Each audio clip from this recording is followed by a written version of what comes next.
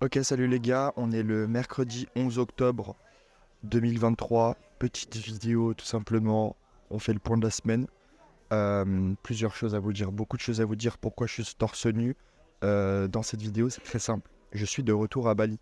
J'ai passé 3 semaines à Bangkok pour mon visa parce que j'ai déjà passé 2 mois à Bali. Et au bout de 2 mois, on est obligé de partir pour aller tout simplement dans un autre pays, pour quitter le pays. Et donc j'ai passé 3 semaines à Bangkok, 3 semaines où je me suis enfermé et j'ai juste charbonné.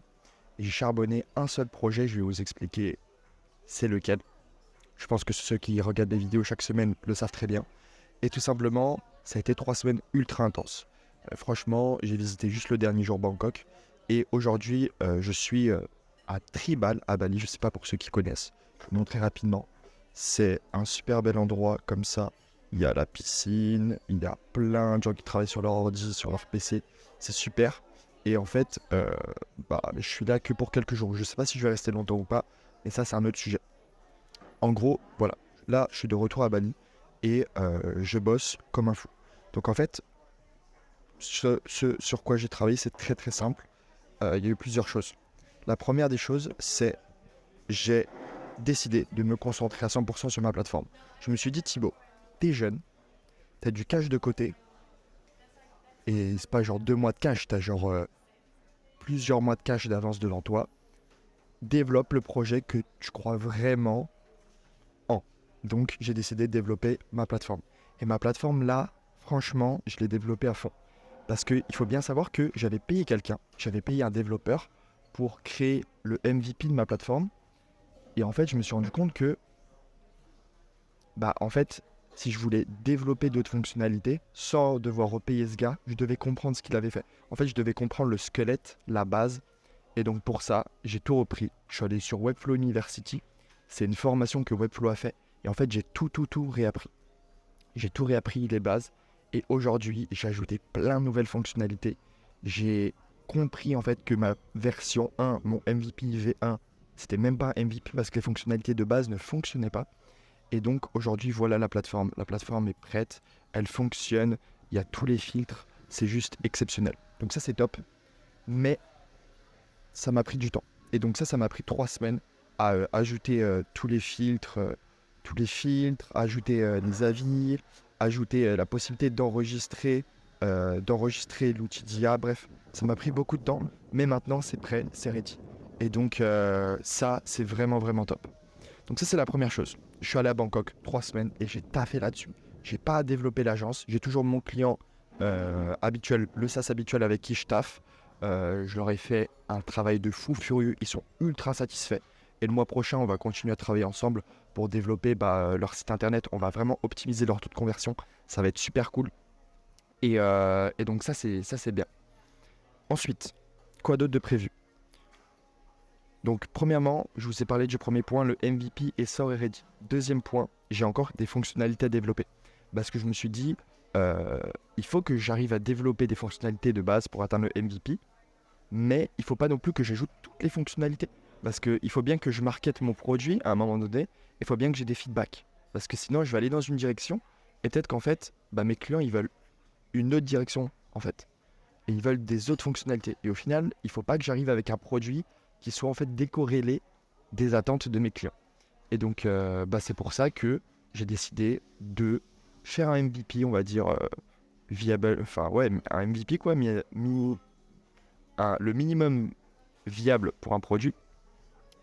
Et, euh, et donc maintenant, c'est live. Et donc là, j'alterne entre marketing et développement des fonctionnalités. Donc en fait, c'est simple, je fais juste les deux en fait. Dans la journée, j'ai une partie où je passe du temps sur le marketing et une partie où je passe du temps sur le développement des fonctionnalités. J'aime bien être aussi pendant des arcs, donc pendant des périodes de temps que je me fixe, être que sur un seul pôle. Là par exemple, les 3 dernières semaines, c'était que sur le pôle fonctionnalité développement. Et ça m'a vraiment plu. Franchement, c'était super. Mais je peux pas me permettre de faire ça tout le temps parce que je peux pas me permettre de faire un mois TikTok, ensuite arrêter pendant 2 mois et recommencer après. C'est pas possible. Il faut que ça soit linéaire et consistant. Donc maintenant, troisième point, euh, c'est bien de vouloir développer des projets qui nous tiennent à cœur, mais à un moment donné, il faut faire entrer du cash. Et donc, j'ai déjà mis en place une page en fait, on va pouvoir acheter de la publicité en fait sur ma newsletter parce que la newsletter se développe vraiment et du coup je vois que la plateforme plaît vraiment aux gens. Et en gros, là, c'est très simple, j'ai la plateforme et tout simplement, je collecte des emails et j'ai une newsletter derrière. Et donc du coup, les logiciels, les softwares qui veulent augmenter leur chiffre d'affaires, ils vont sur ma newsletter, ils me payent et moi, je fais un mail sur leur logiciel. Et comme ça, je les mets en avant directement devant des personnes qui sont intéressées. Et ce que je fais là où je vais plus loin que toutes les autres newsletters, on va dire classiques, c'est qu'en fait, je segmente la newsletter. Quand on s'inscrit, je demande quel est votre centre d'intérêt et vous me dites par exemple, moi, mon activité, en ce moment, je suis étudiant. Mon activité, je suis salarié. Mon activité, je suis freelance. Mon activité, je suis infopreneur. En fait, grâce à ça, je peux envoyer des mails différents à chaque audience de ma newsletter. Et grâce à ça, on peut avoir des mails spécifiques qui convertissent beaucoup mieux pour un seul logiciel. Et donc, je vais vous montrer tout de suite ce que ça rend. Si on va dans ressources, augmenter mon MRR sur mon site. Là, voilà, le meilleur moyen d'augmenter le MRR de votre SaaS. Et si je descends, là, il y a la présentation. Et en bas, là, il y a les trois forfaits essentiels. Donc, 600 € pour apparaître dans la newsletter. Vous avez en dessous ce qui est compris dedans. Boom. Ensuite, il y a Advanced, le plus choisi par les SaaS. Donc là, il y a toutes les fonctions, tout ce qu'il y a dedans. Et finalement, il y a Optimal 1000 €. Et en fait, dans Optimal, j'ai ajouté plein de trucs. J'ai ajouté création d'un TikTok, création d'une story personnalisée, etc. Un appel de 30 minutes, un rapport détaillé des données, des résultats, bref. Super carré mon offre. Et à la fin, il y a le petit récap comme ça. Et ça, c'est tout fait sur Webflow. Et ça, il faut apprendre à le faire. Donc voilà. Premier point de monétisation. Et second point de monétisation pour mon agence, c'est très simple ce que je vais faire. C'est en gros, je vais mettre en place... Attendez, je vais juste bouger, parce qu'il y a un petit peu de bruit, j'ai l'impression. La deuxième chose que je vais mettre en place, c'est simple. C'est, vous voyez, en ce moment, j'ai une agence pour les logiciels. Et ce que je vais faire, c'est que... Ah, c'est pas mal là, avec la lumière. En gros, pour les logiciels, les logiciels me payent en ce moment pour que j'augmente leur MRR, leur revenu mensuel récurrent. Et une chose que je vais faire, c'est aider un maximum de personnes autour de moi à intégrer l'IA. Ça veut dire que je vais aider des chefs d'entreprise que je connais qui sont dans des entreprises physiques, mais aussi aider des e-commerçants, des infopreneurs, des coachs. Comme ça, une fois que je les ai aidés à vraiment gagner du temps, comme je les aide comme si c'était mes amis, parce que c'est vraiment mes amis en fait. Et une fois que j'ai fait ça, je fais un cas d'étude de ça, j'y mets sur mon site internet. Et comme ça, je sais exactement ce que je vais faire. Je vais faire une grosse vidéo avec présentation.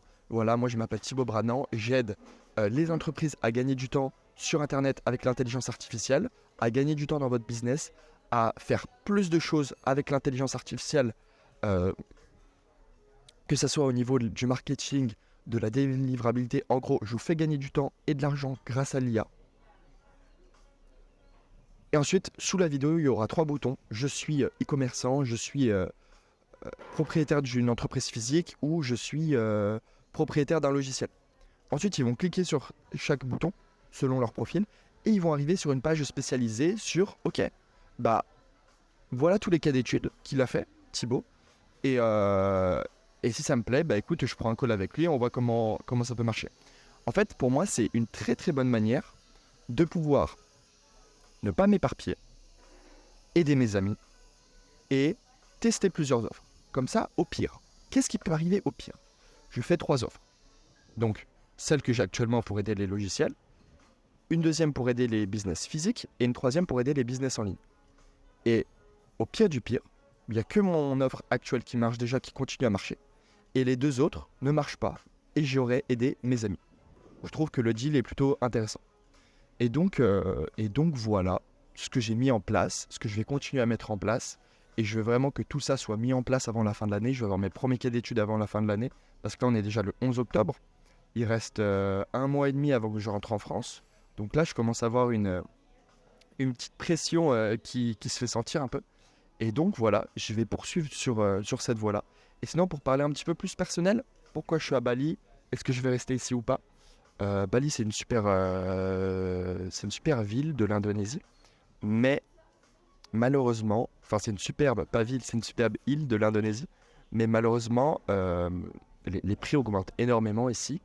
Et il y a énormément de monde en fait. Et je me sens pas forcément beaucoup en sécurité euh, en Indonésie pour plusieurs raisons que je n'exprimerai pas ici. Mais j'aime aussi particulièrement Kuala Lumpur. Même si tous les gens qui m'entourent n'aiment pas cette ville, moi j'adore cette ville. Il y a plein d'infrastructures, c'est très développé, il y a aussi beaucoup d'espaces verts. Donc je ne sais pas si je retourne là-bas. Et c'est un très bon sujet pour faire la passerelle avec le prochain point que je voulais vous partager, c'est avoir de la trésorerie, c'est la meilleure chose si on veut voyager et entreprendre. Parce que je vois beaucoup de gens ici, dans l'endroit où je suis, hein, vous voyez, c'est immense, il y a plein d'entrepreneurs partout qui bossent, donc c'est top. Et en gros, ce qui se passe, c'est qu'il y a pas mal de gens qui n'ont pas assez d'argent pour gagner du temps dans leur journée. Et il y a plein de choses qu'ils doivent faire manuellement. Par exemple, ils peuvent pas se faire livrer à manger tous les jours. Donc, ils perdent du temps pour se déplacer. Et au final, ils vont presque passer moins de temps sur leur entreprise ici qu'en France. C'est triste pour eux, hein. Mais c'est comme ça. Et du coup, moi, je suis super content d'avoir travaillé plusieurs mois et plusieurs années avant de partir maintenant. Et d'avoir aussi une entreprise qui peut générer du cash quand je le désire avec mon agence marketing. Parce qu'en fait, il faut qu'à un moment donné, on ait quand même du temps pour faire les choses, hein. Entreprendre en ligne, ça prend du temps, hein. Même si on ne construit pas des vrais bâtiments physiques, des vrais business physiques, ça prend beaucoup, beaucoup de temps, hein. Créer un site internet, c'est long si on veut vraiment qu'il soit travaillé avec un bon copywriting, un bon SEO. Ça prend du temps, ces choses-là. Et donc, je pense que je vais juste finir sur un petit point, une petite note un petit peu philosophique. C'est que j'ai que 21 ans. J'apprends plein de choses. J'ai encore tout à apprendre. Mais il y a une chose que je retiens, c'est que on est tous dans des cycles, on est tous dans des routines. Moi, le mot routine est positif pour moi. Le matin, on se réveille, on a notre routine. Le soir, on va se coucher, on a notre routine. Pour certains, c'est Netflix, pour d'autres, c'est méditation, étirement. Chacun ses préférences. Mais on a tous des cycles. Et si on ne choisit pas son cycle, la société va le choisir pour nous. Si on ne choisit pas ce qu'on veut faire dans la vie, notre niveau d'études va déterminer où on va pouvoir aller. Et en fait, si on ne choisit pas consciemment ce qu'on veut faire chaque jour, le hasard et le chaos décident pour nous. Et c'est vraiment quelque chose que j'ai voulu décider moi. Et c'est pour ça que je suis très discipliné. Qu'il y a des gens qui disent « Ouah, mais t'as pas de vie, tu mesures tout ce que tu fais, t'es à Bali, mais tu travailles 8 heures, 10 heures par jour des fois. » Ouais, mais les gars, je m'en fous. Parce que c'est ce que j'aime.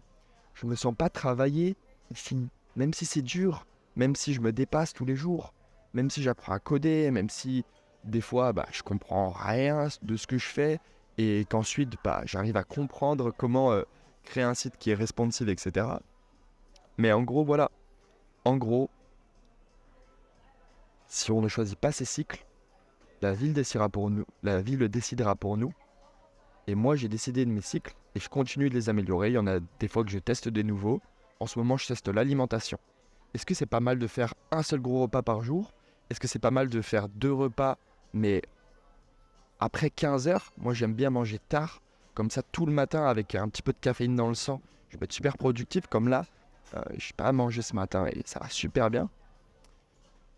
Je teste des routines, je vois ce qui me correspond le mieux en fonction de mes objectifs et de ma personnalité. Et j'avance. Merci d'avoir visionné cette vidéo. Je ne sais pas si la semaine prochaine je serai encore à Bali. Peut-être que je serai dans un autre pays d'Asie. Je vous souhaite une excellente journée. C'était Thibaut Branant.